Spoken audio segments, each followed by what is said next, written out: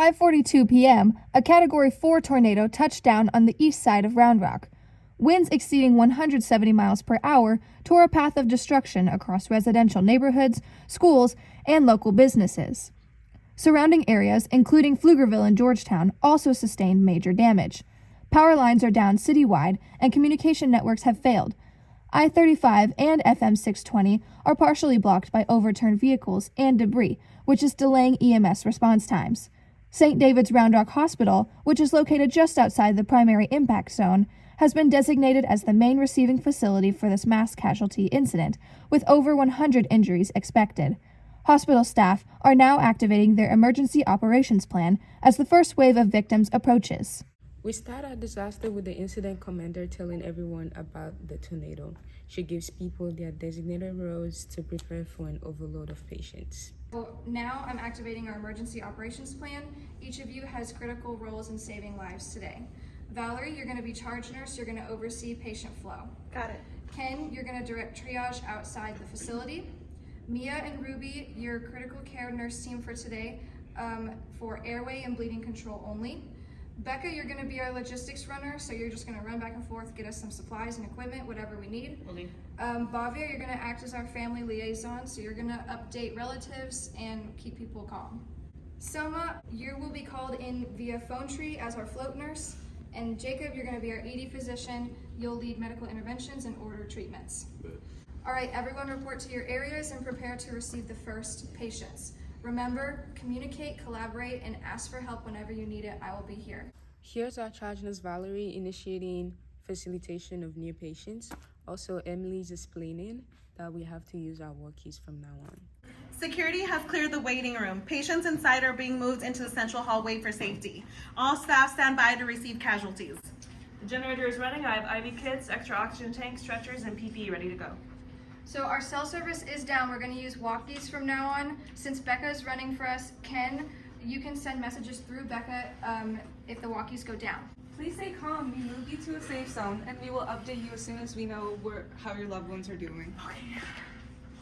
Here's our first patient, Ronnie Monte, who's in critical condition. Watch now, our amazing staff quickly assess him and then tag him. Jacob intubates him and Becca gets labs. All right, coming in, this is Ronnie Monte, 25-year-old male. He was found unconscious, pinned under debris with suspected major trauma. His initial respirations were ache, shallow, and labored. Heart rate is 132, weak and thready, and blood pressure is 86/50. Oxygen is 82 on room air, and gas coma scale is 8. Respond only to pain. And we started the back valve max en route, and we've established IV access over there, and it's the 20 gauge on his right arm, and he's pale diaphoretic and facial abrasions, poor perfusion. He requires immediate airway treatment, and the patient is critical. Okay, who's gonna continue bagging? I'll take over bagging and prepare to intubate. All right, who's ready for the patient's chart? That'll be the section. Okay, respirations less than 10, unconscious, poor perfusion. This is an immediate red tag. IV access secure, starting normal saline wide open. Replace oxygen at 15 liters via bag valve. All right, confirm 2 placement. After intubation, order type and cross match for possible transfusion. And then keep O2 above 92. I'll get the labs. Our next patient is Samantha Lee. She's a 22-year-old female with an open femur fracture. EMS has stabilized her, but she still needs more care from us. Our amazing team of nurses is here to take care of her. Watch how well they work together. This is Samantha Lee. She's a 22-year-old female trapped under debris, sustained an open femur fracture of the left leg, tourniquet applied on scene, and bleeding controlled but high risk for shock. Her vital signs are heart rate 128, blood pressure 92/58, respiratory rate is 24, SpO2 is 94% on 10 liters via the non-rebreather, and she's GCS 15. She received 500 ml bolus en route and stable for now, but priority due to the blood loss and pain. These are our 2 priority victims from the site. Okay, so she has an open femur fracture, risk for shock. She's conscious but unstable vitals, immediate red tag. I'm gonna hang the second bag of IV fluids. Her IV access is good. We're gonna monitor for hypovolemic shock. I'll apply the sterile dressing and make sure that the tourniquet is secure.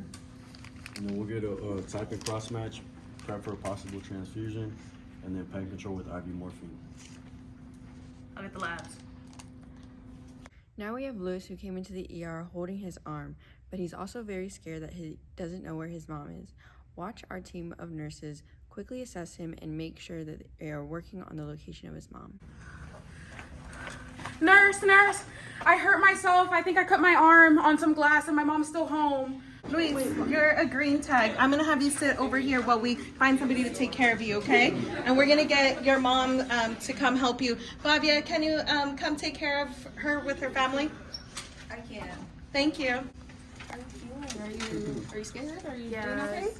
It just all happened so crazy, and my mom is still there. I'm scared and I'm worried. Yeah. Are you able to contact your mom? No, I don't have my phone. I literally just ran out. Like my neighbor just found me, and I'm just here. Okay, we can get a phone for you so you can get in contact with your family. Okay, thank you. I'll get the labs. Next, we have Angela. She thinks her arm is broken and she's in a lot of pain. Watch how our nurses quickly assess her and get her to x-ray. Becca will get the labs. I think my arm's broken. It hurts really bad. Okay, we'll get you taken care of. Let's go over here. Your airway and breathing are stable. Your circulation is intact. We'll have you sit here. Hi, Angela. I'm going to splint your arm and check for circulation. And then we'll get you some pain meds as soon as the doctor orders it, okay? And then we're gonna order an x-ray when imaging's available, and then get you pain relief when needed. I've got labs. Team, we only have one oxygen tank left. Who are we gonna assign it to? Patient F. Gitzig, they have rib fractures, and they're satting at 84 with oxygen and struggling to breathe. So they're in life-threatening hypoxia. He should receive the oxygen over the stable but anxious patient who's at 93. Okay, decision confirmed. Oxygen allocated to patient in room F. This prioritization is consistent with disaster triage principles. Scarce resources go to the most salvageable critical patients. Okay, I've splinted Angela's arm and checked her circulation. She reports less pain after splinting. I'll keep her in the yellow zone. Okay, and Luis's lacerations are clean and dressed. He's stable in the green zone, and he's now helping logistics distribute water and supplies. I'll get the labs. Here's our last patient, Michael Thompson. She was found unresponsive and she has head and chest trauma. Ken does a quick assessment and tags her. Hey, this is Michael Thompson, 42-year-old female, found unresponsive under heavy debris from a collapsed home, possible head and chest trauma, and bystanders attempted rescue before we got there, but she never regained consciousness. On scene, she was pulseless, apneic, and did not respond to airway repositioning, and we transported to confirm status. Okay. Here's the patient's chart. Thank you. Let's reassess. Checking airway. I see no spontaneous respirations. Checking pulses. No palpable radial or carotid pulse. Skin is pale, cool, and cyanotic. Let's check the pupils. Pinpoint and non-responsive to light, and vitals are unattainable. Patient meets criteria for expectant black tag. No signs of life despite airway intervention. Earlier we called for additional staff through the phone tree, and they are here now. We now have extra help and can expand our triage capacity. Our patient flow plan worked. Critical patients were directed to red zone, resources were prioritized, and minor patients were used to support logistics. We maintained safety despite the surge. We anticipated surgical needs, ordered transfusions early, and managed to stabilize both critical trauma patients before transfer. That's a strong outcome for this stage of disaster. All right, the team is done with their disaster triage and care. Emily, the incident commander, gathers the team for updates. All right, update everybody. We had 5 patients triaged. 2 were red, they were critical but stabilized. 1 yellow, we had them splinted and now they're awaiting imaging. 1 was green, we discharged them to minor care, and we did have 1 black classified as expectant. Our facility is remaining secure, and we are going to continue operations as normal now. To families, our critical patients are stable and receiving advanced care. Yellow and green patients are safe and are being monitored. We'll continue to provide updates as more patients arrive. Excellent work, everybody. We implemented our emergency operations plan effectively, adapted to communication outages, and delegated roles appropriately. Each of you have contributed to saving lives.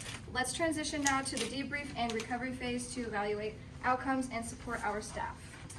Everybody hands in. Collaboration saves lives on 3. 1, 2, 3.